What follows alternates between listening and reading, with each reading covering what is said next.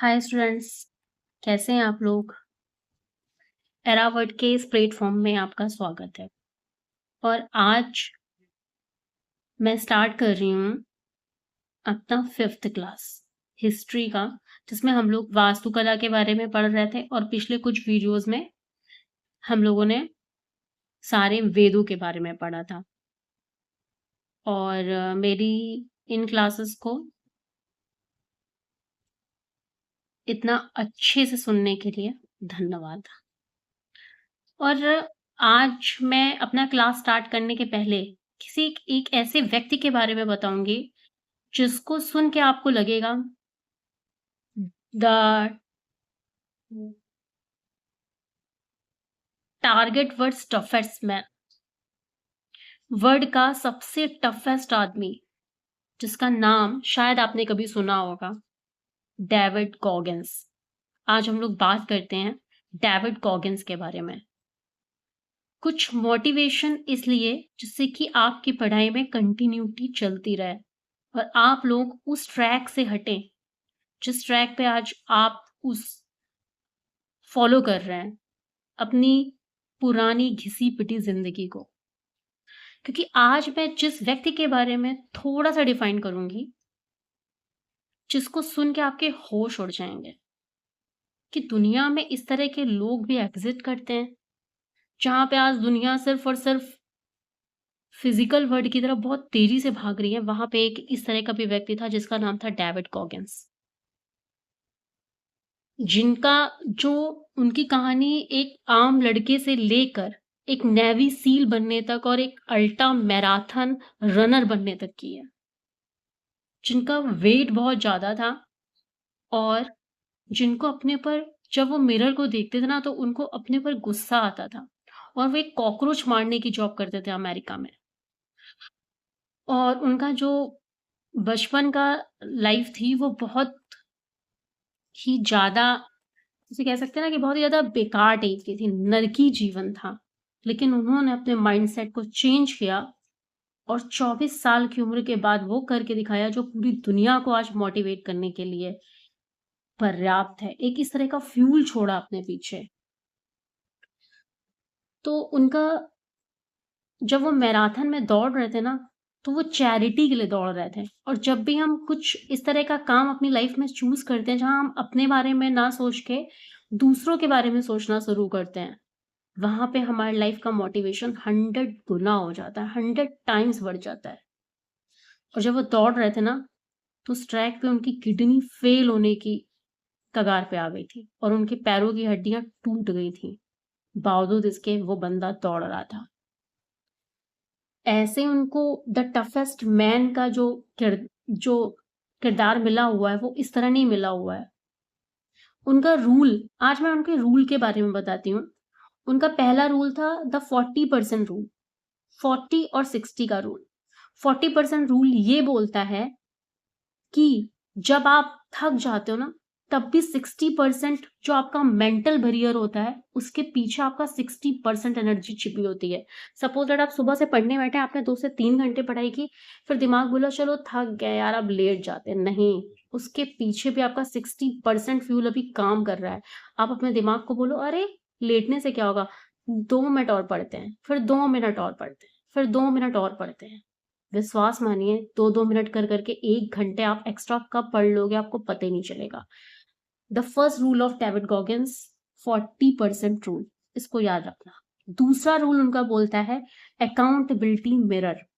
रोज अपने आप को एक मिरर के सामने तो हर व्यक्ति देखता है, लेकिन जब वो खुद को मिरर के सामने देखते थे ना, तो वो अपने गोल के बारे में बात करते थे कि आज मैंने अपने गोल को कितना परसेंट अचीव किया। और जिस दिन आप बिल्कुल नहीं पढ़ोगे ना, आप मिरर के सामने जाओगे नहीं। बॉस वहां पे आपको सामने जाने में आपको डर फील होगा, बिकॉज आज आपने कुछ भी नहीं पढ़ा होगा। ये होती है accountability. And the third rule is taking souls. जब आपके हालात बहुत बिगड़े हुए हों, बहुत मुश्किल हालात से आप गुजर रहे हो, तब आप इतनी मेहनत करो, इतनी मेहनत करो कि सामने वाले का हौसला तोड़ दो। ये ये नंबर थर्ड रूल है। अगर आप उनको पढ़ना चाहते हैं तो उनकी बुक है can't hurt me, masters your mind, अपने माइंड के मास्टर बनो। तो आज का मोटिवेशन यहीं तक। अब अपनी पढ़ाई शुरू करते हैं। मुझे लगता है कि मेरे वीडियोस आपको कहीं ना कहीं से कहीं ना कहीं तक जरूर पहुंचाएंगे। हो सकता है 0% से 20% इंक्रीज हो, पर इंक्रीज जरूर होगा। ठीक है, तो हम लोग का जो आज का टारगेट है वो है स्तूप के बारे में पढ़ना है हम लोग को। अब स्तूप क्या है?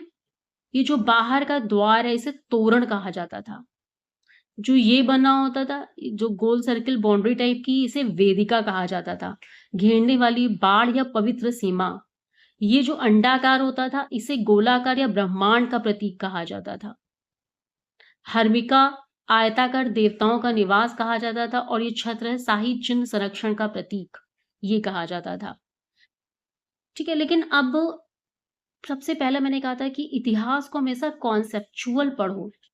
मतलब ये कॉन्सेप्ट कहाँ से आया? स्तूप तो इंडिया में कभी था भी नहीं, तो स्तूप का निर्माण कहाँ से होने लगा?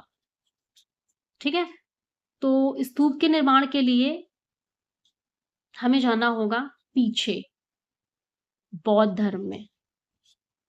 ठीक, बौद्ध धर्म के बाद अशोक के पास जाना होगा। अशोक ने जब बौद्ध धर्म को ग्रहण किया तो उसके दिल में एक यही लालसा थी कि उसे बौद्ध धर्म को दूर दूर तक पहुंचाना है, और वहीं से स्टार्ट होता है कॉन्सेप्ट ऑफ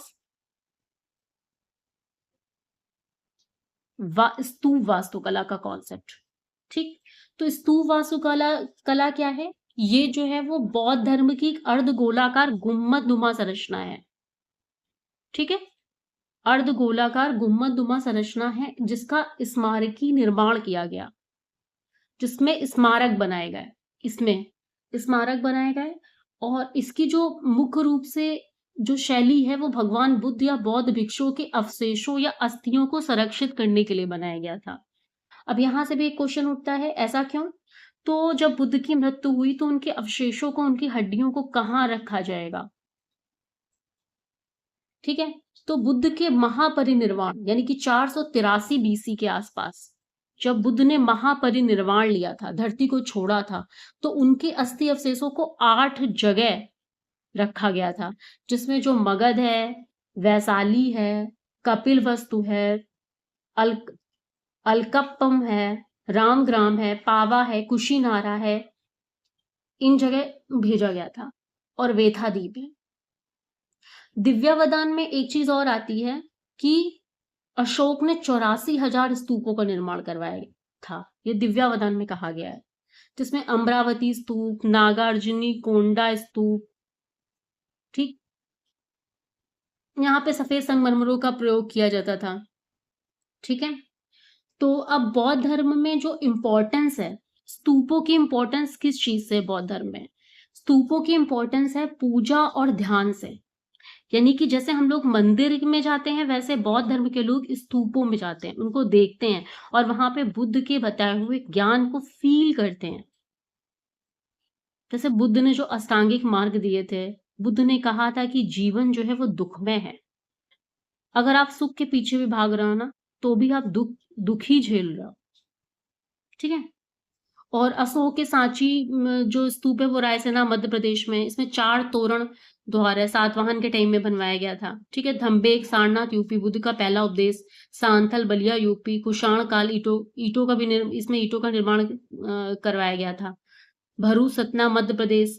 ठीक है, तो इस तरह करके अमरावती में, गुंटूर आंध्र प्रदेश में सफेद सातवाहन के टाइम में सफेद संगमरमर का ये जो तोरण है ये किस वंश के हैं? सातवाहन वंश के हैं। ठीक है, अब आते हैं स्तूप जो है उसको हम लोग 5 पार्ट में डिवाइड करते हैं। स्तूपों को पढ़ने के लिए हम लोग को सबसे पहली चीज है कि उसे जब भी कोई चीज बड़ी आती है, जैसे सपोज दैट हम लोग को कोई बड़ी चीज पढ़नी है, तो उसको छोटे छोटे भागों में तोड़ लो। ठीक है, उसी तरह में स्तूप के बारे में पढ़ना है तो हम इसको 5 पार्ट में डिवाइड करते हैं, जिसमें जो आता है हमारा मेधी आधार, यानी कि जो आधार है जिसे हम लोग मेदी कहेंगे, जहां पे ये स्तूप खड़ा हुआ है, जहां जिसको ऊंचा चबूतरा कहेंगे, जिसके पर स्तूप खड़ा हुआ है। दूसरा है अंड या गुम्बद, ये जो अंड या क्या है, गुम्बद, गोलाकार, अर्धगोलाकार मुख्य भाग जो ब्रह्मांड और बुद्ध के ज्ञान का प्रतीक है। ये जो अंड है ये क्या है? ब्रह्मांड और बुद्ध के ज्ञान का प्रतीक है। हर्मिका क्या है? हर्मिका जो है वो आयताकार है, जहां पे अंड के ठीक ऊपर बना हुआ छोटा वर्गाकार कमरा है ये हर्मिका, जहां पे कहा जाता है ये बुद्ध के आवास को दर्शाता है, यानी कि यहाँ पे बुद्ध अपना जीवन यापन करते थे। आवास को दर्शाता है यानी कि यहाँ पे बुद्ध माना जाता है, यहाँ बुद्ध रहते हैं। ठीक है। अब आते यष्टि यानी कि स्तंभ। यष्टि यानी कि स्तंभ। ठीक है, ये छत्र है और यष्टि मतलब यहीं पे स्तंभ, जहां पे हर्मिका के ठीक बीचों बीच, जो हर्मिका है उसके ठीक बीचों बीच ये, ठीक है, ये निकलने वाला एक अर्धचंद्राकार मस्तूल था जो ब्रह्मांडी केंद्रीय रेखा का प्रतीक था। ये ब्रह्मांड की केंद्रीय रेखा का प्रतीक था। ठीक है। छत्र, अब छत्र क्या है? ये शाही चिन्ह संरक्षण का प्रतीक जो ऊपर लगाया जाता था, ये बुद्ध के उच्च सम्मान का प्रतीक होता था। तोरण मतलब द्वार, प्रवेश द्वार चारों दिशाओं में। स्तूप की परिक्रमा पथ, कलात्मक प्रवेश द्वार, जैसे सांची के स्तूप में जो है वो कलात्मक तरीके से प्रवेश द्वार बनाया गया, जिसे तोरण कहा जाता है, जो हमारा क्या है, जहां पे हाथी और यक्षणों की नक्काशी वाले मुख्य द्वार बनाए गए हैं सांची में। ठीक है। अब हम लोग मेन चीज आते हैं कि अभी हम लोगों ने पढ़ा अंड क्या है?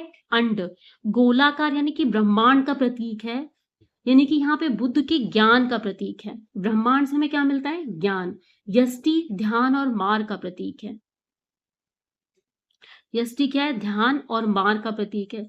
छत्र कष्टों से मुक्ति का प्रतीक है। जो छत्र है वो कष्टों से मुक्ति का प्रतीक है। ठीक है। और फिर आते प्रमुख स्तूप में, सांची का स्तूप हमारा क्या है? एमपी में है, सबसे फेमस है। अमरावती आंध्र प्रदेश में है, जो हम लोगों ने पढ़ लिया अभी। भरूच एमपी में। बोधनाथ स्तूप जो है वो नेपाल का सबसे बड़ा गोलाकार स्तूप है। ये आपको याद रखना है कि जो हमारा कौन सा स्तूप है?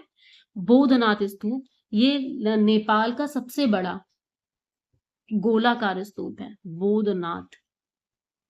ठीक है। अब दक्षिण पूर्व एशिया की अगर बात करें तो उसे पैगोडा कहा जाता है। वहां पर इसे क्या कहा जाएगा? पैगोडा। जैसे जापान में, चाइना में, इन सबको पैगोडा कहा जाता है। अब अगर हम बात करते हैं कि हमें इससे सीखने को क्या मिलता है, तो जो मेदी आधार है, जो ये आधार बना है, ये जमीन से जुड़ाव को दर्शाता है कि हम चाहे अपनी लाइफ में कितना भी ज्यादा अचीव कर ले, हमको जमीन से जुड़े रहना है। जो अंड और गुम्मद है वो क्या दर्शाता है? ब्रह्मांड का घेरा, यानी कि जन्म मृत्यु से अगर मुक्ति पानी है तो हमें ध्यान करना चाहिए। ये जन्म मृत्यु के चक्र से मुक्ति दे सकता है। हर्मिका जो कमरा है वो क्या है? बुद्ध का दिव्य निवास है। यहाँ पे बुद्ध का निवास था। छत्र और छाता बुद्ध की शरण को दर्शाता है, और जब हम बुद्धम शरणम गच्छामि कहते हैं मतलब हमें कष्टों से मुक्ति मिलती है। ठीक है। और अगर हम इसी के कंपेरिजन किससे करें? हिंदू मंदिरों से करें, हिंदू मंदिरों से इसकी कंपेरिजन करें, तो जैसे इसमें गोलाकार निशान दिख रहा है, जब आप मंदिर पढ़ोगे अभी आगे, जब हम लोग मंदिर वाली क्लास करेंगे तो उसमें यू दिखता है, ट्रायंगल दिखता है। इसमें हमारा क्या दिख रहा है? स्तूप गोलाकार दिख रहा है, यानी कि जो ट्रायंगल होता है वो जीवन की ऊर्जा को दर्शाता है, जबकि स्तूप क्या दिखाता है? मौत पर विजय।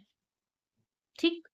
यानी कि जीते जी अगर हम अपने लाइफ में मोक्ष पा सकें, वही बुद्ध ने कहा था, निर्वाण आपको जीते जी मिलेगा। जबकि हमारे, जब हम लोग मंदिर जाते हैं तो वहां पे ईश्वर से कुछ ना कुछ मांगने जाते हैं, यानी कि मांगेंगे हम तब जब हम जिंदा होंगे, और यही जिंदगी को, जो जीवन की ऊर्जा को दर्शा रहा है, वो हमारे मंदिर दर्शाते हैं।